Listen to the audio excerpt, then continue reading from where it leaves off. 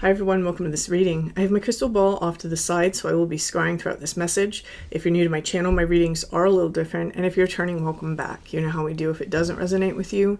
If you're forcing the story to fit, arguing with it in any way, just leave it behind for the people who it's meant for. So we're going to be using iScribe Volume 2, Master of Mirrors, the Contrast Collection. This is from iScribe Steph. I'll have her channel linked down in the description box below if you're interested in her readings.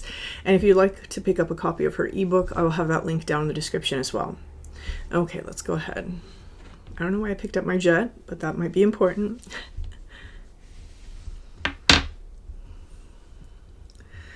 Taking a step aside.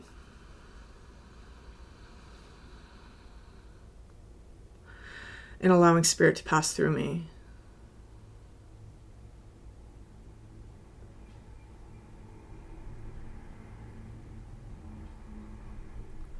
Opening up to receive information.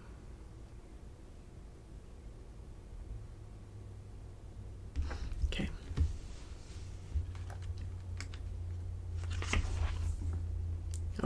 Okay. Okay, wow. All right, so right off the bat, I'm reading both of these. This collective, whoever this message is for, there's something that is coming through. It feels like an undulation. I'm seeing like self, and I can't even describe how I'm experiencing it, because I'm not even seeing like a person. I'm just seeing these images, but they represent self. And then there's these different layers to self that are all moving and changing. And as I'm stepping into this energy, what it means is that in this collective, whoever I'm reading for, it feels that there's an aspect of self or aspects of self that we're having to sacrifice at this time in order to allow other aspects of self to emerge. We can't stay the same. There is something that is changing right now. The old way of doing things hasn't worked, and something new is emerging. Or the old way of things is just something we've outgrown, right? I understand now why I picked this up, because this energy is very fast moving, and I'm being shown like a cyclone. So there's something, and I'm seeing, okay, and they're saying that it's in here. Okay, so it's right here. Right here, I'm seeing that thing, and then there's like the squiggles, so it's like a cyclone, and the cyclone has something to do with the sword, so it's a cyclone in the mind, meaning our mind is shifting to different places, and every time I'm stopping at one place, I feel like I'm analyzing something, and I'm rewriting it, or changing it, and then I'm moving to the next thing, and I'm changing it. It's a systematic changing of a very deep code, and the code itself may not be what you're identifying. You may be looking at it as structures within your life, right? So how do I do this? How do I do this? And, I do this way. Let's change that. Let's do it this way instead. And, I've been doing this thing. Let's do it.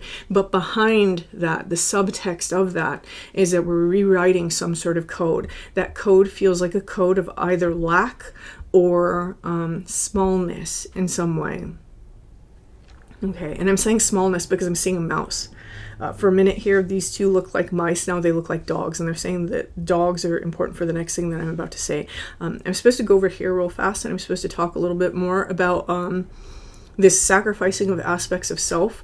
It's almost as though there were certain controllers that were in charge of our behaviors, our patterns, our thoughts, our ideas, the way that we interact with the world. Since a very young age, at some point, someone had to hide these other aspects that are coming up. And it may have been very young. We may not even remember having had those aspects at the forefront. This is a very old story. I'm hearing like old guard. Like, this is a very old story. This is something that we probably, exited with, and then we re-entered with, if you catch my drift. Like, this is not the first time that we have had these aspects be in control. This is a life where we change that, though. Here, what I'm seeing is I'm seeing this sword here. This is super fascinating because this is kind of striking me right now as a sword in the stone, and only the true king can pull the sword from the stone.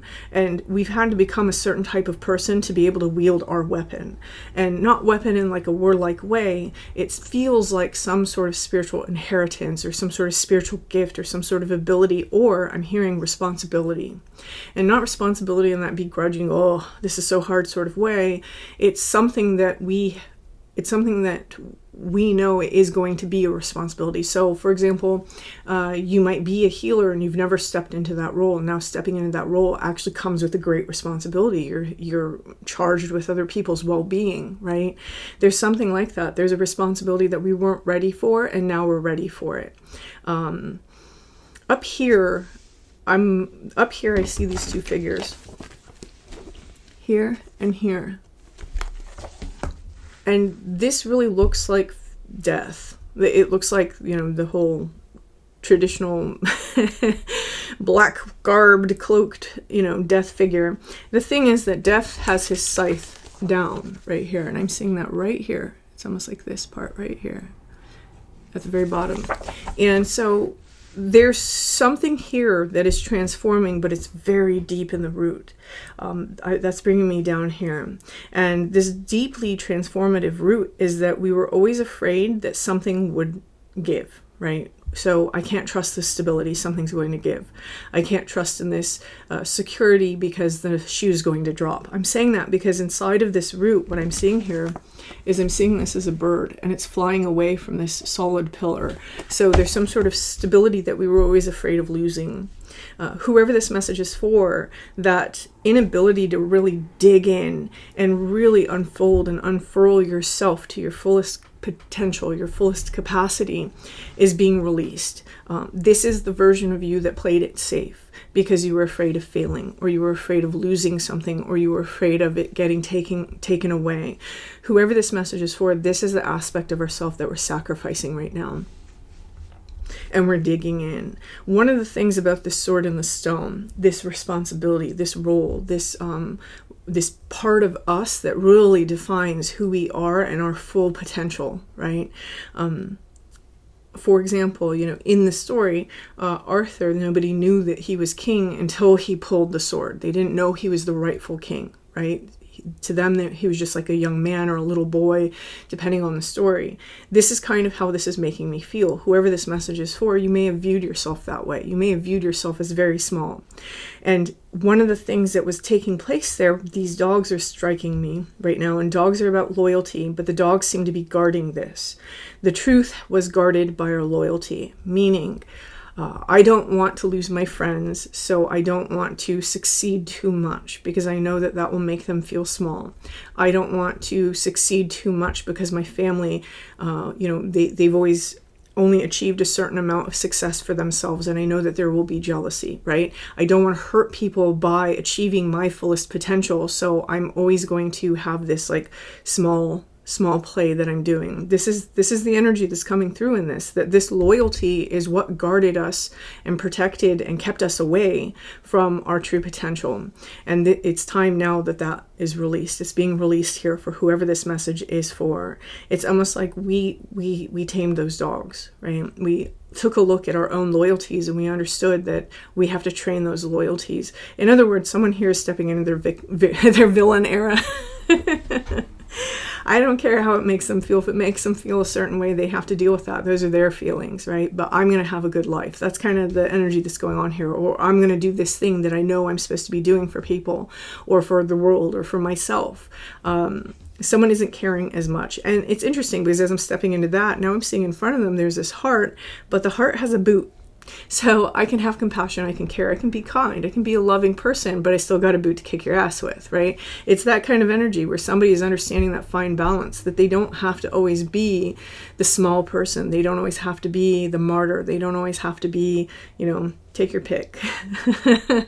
And they're stepping up to the plate to pull this sword from the stone. They're taking on the mantle of their responsibility or their role and filling a bigger shoe, right? I have this very weird feeling as I'm stepping into this energy that's actually quite emotional. Someone's having an experience, because I'm seeing this as eyes right now, and I'm seeing the sword cut through the eyes, so their perception is being cut, and this perception is being cut about themselves, because what's being highlighted here is this. And if these are eyes, this feels like the heart center. Someone here is understanding that, wow, I'm that big. I'm getting like this feeling of the overview. So if you're unfamiliar with that concept, it's what astronauts experience when they're in space and they look down at Earth, how small it is, and they start to understand just how small they are. But that's where we were, right? What's happening here is they're bringing me into the energy of, if you know who Steven Wilson is, if you don't, look him up. He's a very famous producer and musician. He He recently put out this music project that has 2 songs on it. It came with like this amazing video that was only released for a little while. You could only view it for a very short time. And the second part of it was called The Overview, and it was based off that concept. But what he had was he had his wife basically narrate it, and she was narrating these clips where it was like bodies in space and how big they are, 10 to the 10th power, and then zooming all the way out into like nebulas and all these things, 10 to the, you know, whatever power, like meaning not 10 times 10, it's 10 times 10 times 10 times 10 10 times, right? So there's this vibe going on in here where someone is having this moment where they're zooming out and they're realizing just how big they are. We had thought we were experiencing the opposite, where we're looking at ourself and we saw ourself as so small, and now we're zooming out because of this rotation, because of this mindset shift in various areas of our life that's actually changing and undulating the layers of ourself and allowing other aspects to emerge. We're understanding just how big we are, right? How powerful we are. So whoever this message is for, like I said, profound transformation is taking place. You might just be at the beginning stages of this profound transformation, but if that's the case, there's more to come. I want to note this, that in the very bottom here I have an R. There's just an R standing out, so that might be important for somebody. And then there's also an I here. And the I right now is making me think of Isa. This was a center of stagnation, and that stagnation is what was holding that sword, right? There was a stagnant period that we went through that basically held our power. And now the power is being unleashed, and this ice is melting away. So let's see. There's 2 axes coming out of this as well, an axe.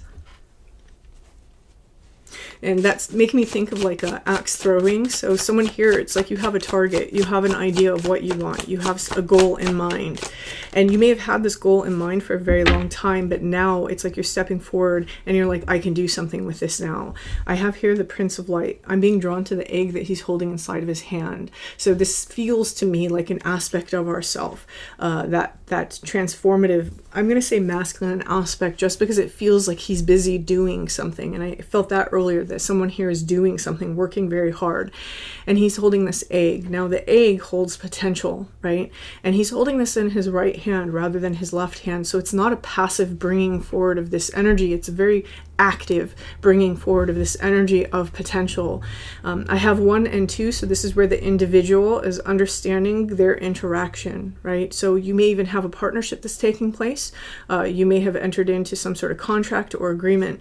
I want to point out something else here. I have this little guy down here. He's looking at this egg that this other person is sitting on. For some of you, you may be realizing your potential with the help of someone else. You may be realizing your potential had been held down by others. You may have both situations happening, but we seem to be analyzing this potential now like, wow, what else can I do, right? We're realizing how big we are. We haven't reached the end of that.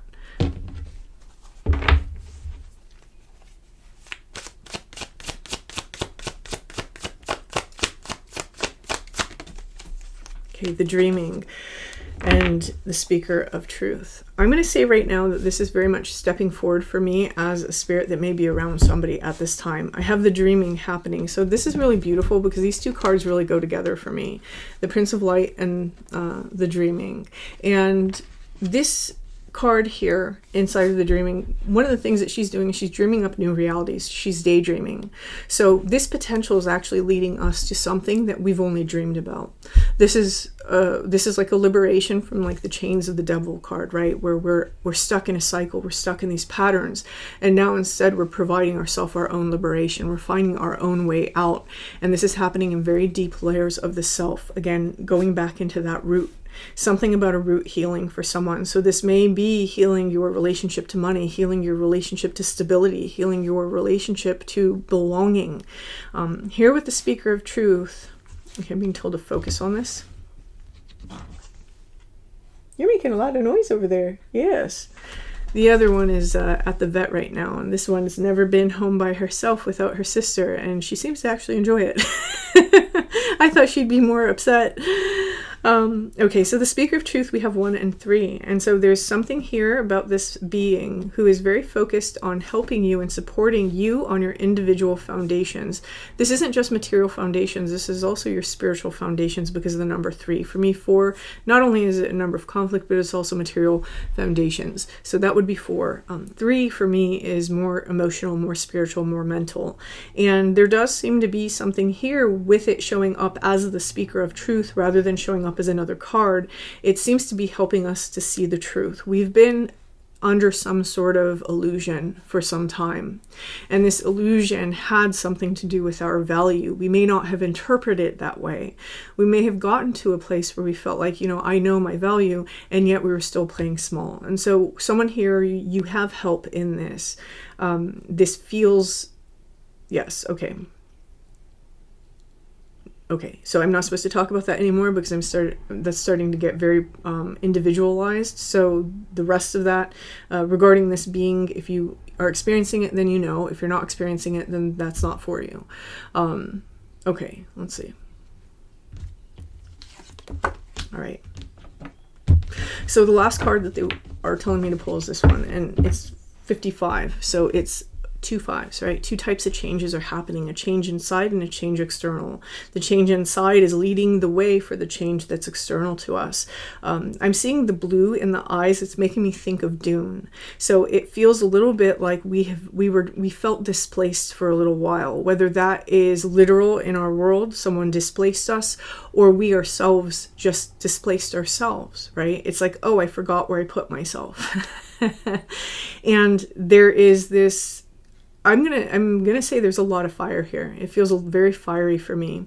It's this very hot, fiery, arid, like I'm tired of things being this way, like I'm going to rebel, right? Just going back to that idea of Dune, where now we're not going to allow ourselves to be subjugated by what we essentially are starting to realize are our own ideas, right?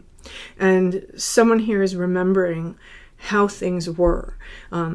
Whether this is remembering who they are or remembering a time in their life where they didn't necessarily play small this way. There's also an aspect of this where a mask is slowly lowering, right? We may not have realized, but whoever this message is for, that smallness was a mask. And by taking that mask down, we're able to see ourselves truly, but we're also able to let others see us truly. So that the only people that we actually attract are the people who can handle us, right? So this is really beautiful energy, whoever this message is for.